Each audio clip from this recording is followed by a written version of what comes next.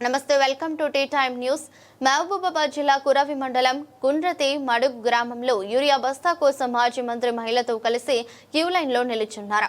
తనకు వ్యవసాయ భూమి ఉందని చాలా రోజులుగా యూరియా కోసం తమ కుటుంబ సభ్యులు తిరుగుతున్నా ప్రయోజనం లేదని అన్నారు.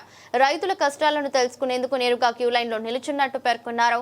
కేంద్ర రాష్ట్ర ప్రభుత్వాలు రైతుల కష్టాలను పట్టించుకోవటం లేదని ఆగ్రహం వ్యక్తం చేశారు. 5 ఎకరాలున్న రైతుకు కూడా ఒకటే యూరియా బస్తా ఇవ్వడంతో రైతులు పంటలు పండించుకునే పరిస్థితి లేదని దుయ్యబట్టారు. రాష్ట్ర ప్రభుత్వ నిర్లక్ష్యంతోనే ఈ ప్రాంత రైతులకు ఈ దుస్థితి వచ్చిందని ఆగ్రహం వ్యక్తం చేస్తూ ఇకనైనా ప్రభుత్వం స్పందించి రైతులకు సరిపడా యూరియాను సకాలంలో అందించేలా చర్యలు చేపట్టాలని డిమాండ్ చేశారు. ఈరోజు గుండ్రాతి మడుగు సొసైటీకి సంబంధించి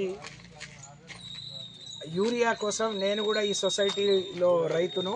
నాకు 5.5 ఎకరాల భూమి ఉంది. ఇప్పటివరకు ఒక బస్తా యూరియా కూడా రాలేదు. అనేక సార్లు మా ఇంట్లో వాళ్ళని పంపించినా మా అల్లుడు పోయినా ఇయ్యలేని పరిస్థితి ఉంటే స్వయంగా నేనే వెళ్ళి నిజంగా ఇంత కష్టం ఉందా అని చూడటం జరిగింది. ఎంత సిగ్గుచేటు అంటే గడిచిన నెల రోజులుగా రాష్ట్రంలో రైతు వ్యవసాయాన్ని వదిలేసి నాట్లు పెట్టడం వదిలేసి యూరియా కోసం వారాల తరబడి క్యూలో ఉంటున్నారు. 10 ఎకరాలున్నా 5 ఎకరాలున్నా ఒక్క బస్తా మాత్రమే ఇస్తున్నారు. ఇది చాలా దుర్మార్గం. ఈ ప్రభుత్వం మీద యూరియా రైతుల కష్టాలు చూస్తే ఈ ప్రభుత్వం మీద మరి దున్నపోతు మీద వానబడ్డట్టు ఉంది తప్ప ఈ రాష్ట్ర ప్రభుత్వానికి రేవంత్ రెడ్డి గారికి చీమ కుట్టినట్టు లేదు. మరి ఎంత అధ్వానమైన పరిస్థితి, ఎంతమంది కొట్టుకుంటున్నారు. ఎప్పుడు లేని కొత్త పరిస్థితిని 10 ఏళ్లలో ఒక్కరోజు ఒక్క రైతు రోడ్డు ఎక్కని పరిస్థితి నుంచి ఈరోజు 500-600 పెడితే కూలీలు రావట్లేరు. కానీ వాళ్ళ వేసిన పొలాల్లో దిగుబడి రాదని ఎకరానికి ఒక బస్తా ఇచ్చినా బాగుండు. కానీ 10 ఎకరాలు 5 ఎకరాలకు కూడా ఒక బస్తా. నేను ఇవాళ వెళ్తే 5.5 ఎకరాలకు కూడా ఒక బస్తా ఇస్తామని చెప్పారు. నేను నా కోసం రాలేదు, అందరి కోసం వచ్చినా అని చెప్పిన. అక్కడ చూస్తే పరిస్థితి చాలా దయనీయంగా ఉంది. ఇది చాలా దుర్మార్గం, చాలా అన్యాయం. ఇప్పటికైనా ప్రభుత్వం కళ్ళు తెరిచి కాంగ్రెస్ వాళ్ళ గురించి మాట్లాడితే, రాష్ట్ర ప్రభుత్వం గురించి మాట్లాడితే మరి కేంద్రం గురించి చెప్తుంది.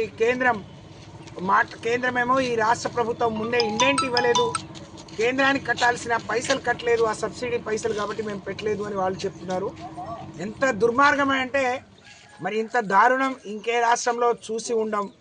ఈ రాష్ట్రంలో ఉండే మరి కర్మాగారం మూతపడ్డా దాన్ని బాగు చేయించి యూరియాని అందుబాటులోకి తీసుకురావాలని ఆలోచన లేదు. ఇక్కడ నుంచి కాంగ్రెస్ నుంచి బీజేపీ నుంచి 8 మంది రైతుల్ని కేంద్రానికి పంపిస్తే ఒక్క రోజు ఏ ఒక్క ఎంపీ రైతుల గురించి పార్లమెంట్లో ప్రస్తావించింది లేదు. ఇలాంటి దుర్మార్గులను, ఇలాంటి పనికి మాలిన వాళ్ళని, ఇలాంటి చేతగాని వాళ్ళను ఇవాళ పార్లమెంట్కి పంపిస్తే ప్రయోజనం లేదని ప్రజలు అనుకుంటున్నారు. కేసీఆర్ పాలన రైతులకు ఒక స్వర్ణయుగం లాగుండేది. ఆ రోజు ఒక రైతును రాజుగా చేసి నిలబెట్టాలని ఆయన విత్తనాలను అందుబాటులో ఉంచడం, ఎరువులను అందుబాటులో ఉంచడం, పంటలు కాపాడుకోవడానికి రైతు బంధు ఇవ్వటం, నీళ్ళు ఇవ్వటం, పండిన పంటను కొనుగోలు చేసి రైతులకు అండగా నిలబడితే ఈరోజు ప్రభుత్వం మరి రైతుల ఆత్మహత్యలకు ఇప్పుడే మరి అప్రాజ్పల్లి దగ్గర 2 రైతులు యాక్సిడెంట్ అయి ప్రమాదంలో ఒక రైతు అప్పటికప్పుడే చనిపోయిండు, ఇంకో రైతు చావు బతుకులో ఉన్నాడు. ఇప్పుడే సమాచారం కూడా వచ్చింది. అనేక మంది రైతులు నిన్న మరి ఒక రైతు చనిపోయినట్టు వార్తలు చూస్తూ ఉన్నాం. రోజు రైతులు చనిపోయినా వీళ్ళకి మాత్రం బుద్ధి రాలేదు, సోయి రాలేదు. ఇప్పటికైనా రాష్ట్ర ప్రభుత్వం కళ్ళు తెరిచి ఈ రాష్ట్రంలో ఉండే డిమాండ్ మేరకు యూరియా సరఫరా చేయాలి. ఎన్ని లక్షల ఎకరాల్లో వరి పొలాలు వేస్తున్నారు, ఎంత యూరియా వచ్చింది, ఎంత డిమాండ్ ఉంది, ఎంత సప్లై చేసినాం, ఎంత గ్యాప్ ఉందనే సోయి లేని పాలకులు ఈ రాష్ట్రాన్ని పరిపాలించడం, అలాంటి నాయకులు మనల్ని పరిపాలించడం మనం చేసుకున్న దురదృష్టం.